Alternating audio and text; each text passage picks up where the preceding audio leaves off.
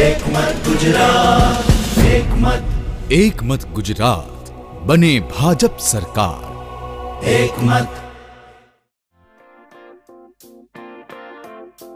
मारा वाला सुरती लावला बड़दिल वाला। સુરત 15 વર્ષ પહેલા શું હતું અને આજે શું બની ગયું છે। હું જ્યારે સુરત આવું છું ત્યારે મેં શહેરમાં તોતિંગ વિકાસ જોયો છે અને આ વિકાસ શાસકો અને તંત્રના સ્પષ્ટ પ્રજાલક્ષી વિઝન વગર શક્ય નથી।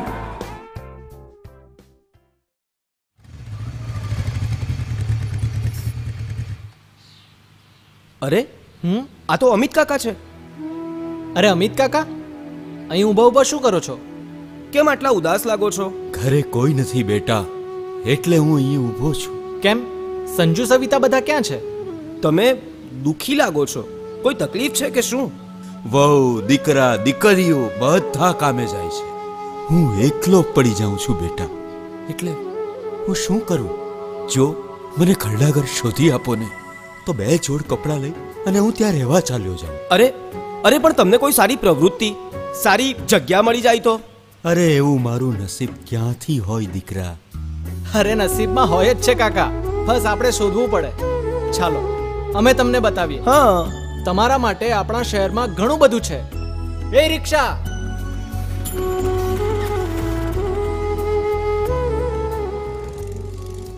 આવો કાકા। આ નર્મદ લાઇબ્રેરી છે, આમાં લાખો પુસ્તકો છે। અહીં આખો દિવસ બેસીને કોઈ પણ ખર્ચો કર્યા વગર તમે છાપા, સામાયિકો, પુસ્તકો વાંચી શકો છો। સુરત મહાનગરપાલિકાએ આ લાઇબ્રેરી જાહેર જનતા અને તેના સભ્યો માટે બનાવી છે। અરે આવી તો સંખ્યાબંધ લાઇબ્રેરીઓ છે શહેરમાં કાકા। ચાલો તમને બીજા સ્થળ બતાવું। ચાલો।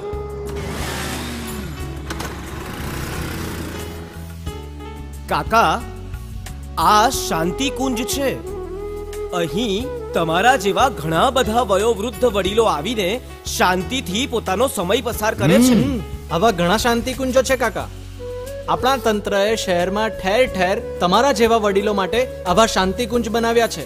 હા કાકા, શહેરમાં આવા 100 જેટલા બાગ બગીચાઓ છે। તેમાં ઠેર ઠેર સિનિયર સિટીઝન્સની નિયમિત મીટિંગો ભરાય છે, લાફિંગ ક્લબ ચાલે છે।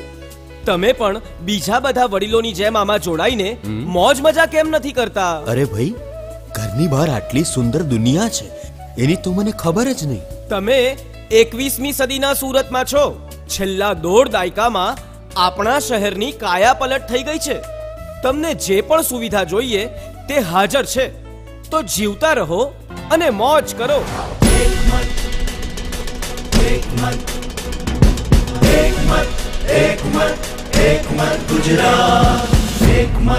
एक मत गुजरात बने भाजप सरकार। एक मत